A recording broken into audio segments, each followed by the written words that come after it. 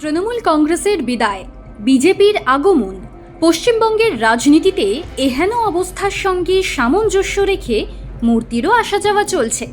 তৃণমূল জামানার মূর্তিকে বিদায় দিয়ে নতুন স্ট্যাচু তৈরি করতে চলেছে বিজেপি। গোটা ব্যাপারটা হতে চলেছে কলকাতার বুকেই। এই সময় সংবাদপত্রের এক প্রতিবেদনে লেখা হয়েছে, ডক্টর শ্যামাপ্রসাদ মুখোপাধ্যায়ের 125 ফুটের স্ট্যাচু বসতে চলেছে কলকাতায়। একেবারে শেষ মুহূর্তে সরকারি পরিকল্পনায় কোনো রদবদল না হলে আগামী 6 জুলাই এই স্ট্যাচু স্থাপনার জন্য ভূমিপুজো করা হবে। আর সেই অনুষ্ঠানে যোগ দিতে পারেন খোদ প্রধানমন্ত্রী নরেন্দ্র মোদী। সেই প্রতিবেদনে আরও লেখা হয়েছে, 6 জুলাই শ্যামাপ্রসাদের জন্মবার্ষিকী। 1901 সালের 6 জুলাই কলকাতায় জন্মগ্রহণ করেছিলেন শ্যামাপ্রসাদ। বিজেপির কেন্দ্রীয় নেতৃত্ব সূত্রের দাবি, প্রধানমন্ত্রীর প্রস্তাবিত সফরসূচি কোনোভাবে পরিবর্তিত হলে ভূমি পূজনে উপস্থিত থাকতে পারেন কেন্দ্রীয় স্বরাষ্ট্রমন্ত্রী অমিত শাহ। সেই সঙ্গে উপস্থিত থাকতে পারেন এক ঝাঁক কেন্দ্রীয় মন্ত্রী এবং হেভিওয়েট বিজেপি নেতা।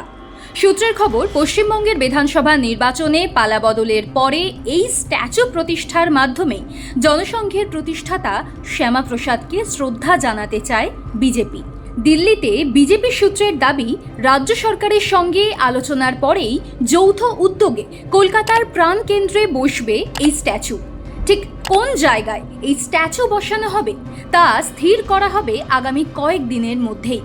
বিজেপির দাবি, সারা দেশের মধ্যে কোথাও শ্যামাপ্রসাদ মুখোপাধ্যায়ের এত বড় স্ট্যাচু আর নেই। প্রশ্ন হলো, বিজেপির মূর্তি আগমনের খবর না হয় বোঝা গেল, বিদায় হলো কোন মূর্তির?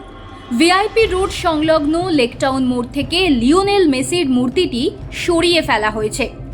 আপাতত মূর্তিটি পূর্ত দপ্তরের তত্ত্বাবধানে রাখা হলেও সেটি কোথায় বসানো হবে তা নিয়ে এখনও চূড়ান্ত কোনো সিদ্ধান্ত হয়নি।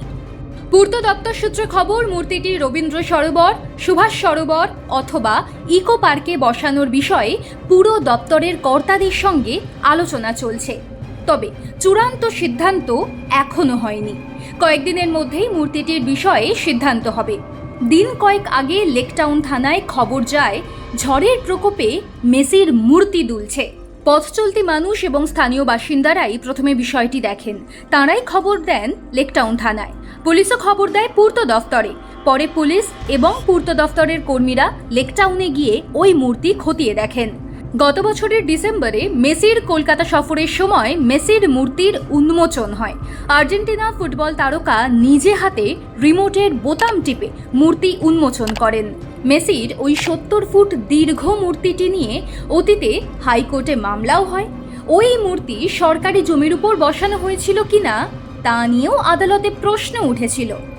ওই মূর্তি বসানোর নেপথ্যে ছিলেন রাজ্যের পূর্বতন সরকারের মন্ত্রী সুজিত বসু।